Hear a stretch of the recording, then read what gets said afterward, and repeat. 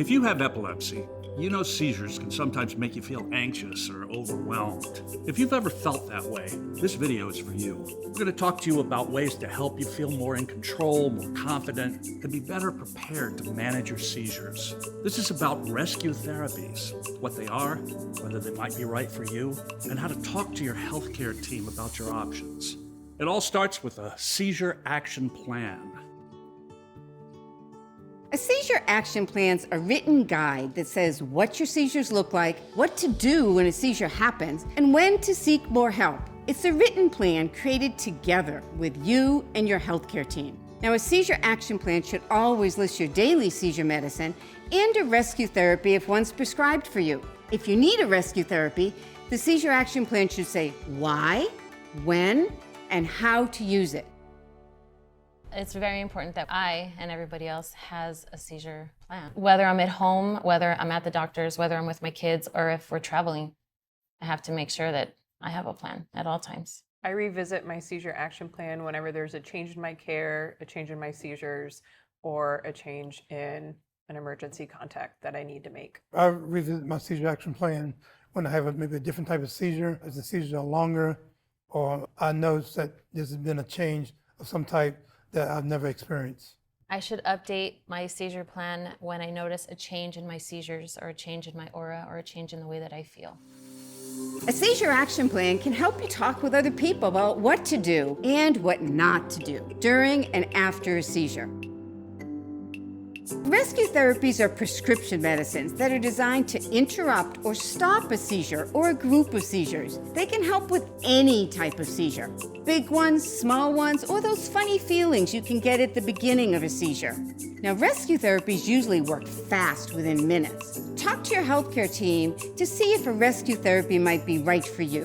There are several new options available, so even if you've talked about rescue therapies in the past, it's important to talk about it again. And don't wait for the healthcare team to bring up the rescue therapies. You can start that conversation. But remember, and this is real important, a rescue therapy is only to be used at certain times, as instructed by your healthcare provider.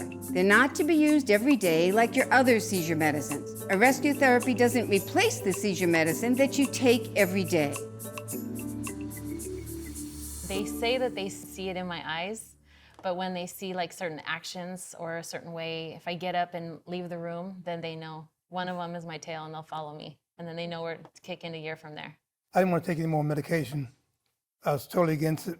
My wife, Kathy, she was all for it because she knows about it more than I do.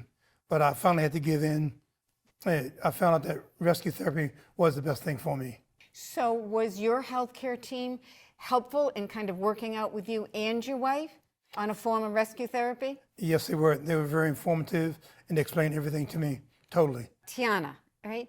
What was the conversation like for you when the healthcare professional first brought up the rescue therapies? We actually sat down and had a heart-to-heart because my seizures were lasting for a very long period of time after my brain surgery. It was a matter of, you can take this, I want you to try this rescue therapy because there's gonna be a point or there could be a seizure where you could go into it and literally not come out of it.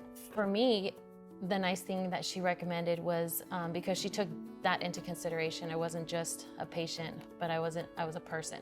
Now, rescue therapies are typically used when your seizures change from what you're used to. For example, if you're having groups of seizures or more seizures than usual over a given period of time. How and when a rescue therapy is used depends on each person's needs. What's right for you might be different than for someone else. Now, rescue therapies may be used if your seizures change towards a high-risk time, when something's different from normal. Some people's change when they're feeling more stressed, or when they're not getting enough sleep, or when they're sick with an infection or fever. You may pick up on these changes and know when you're more likely to have seizures. Now, people with epilepsy use many different ways to describe times when their seizures are more likely to happen. Some people might say they're having a bad day, or they're having breakthrough seizures. But the healthcare providers might use different words to describe these times. They might say seizure clusters or a cluster of seizures. So you should know what these words mean.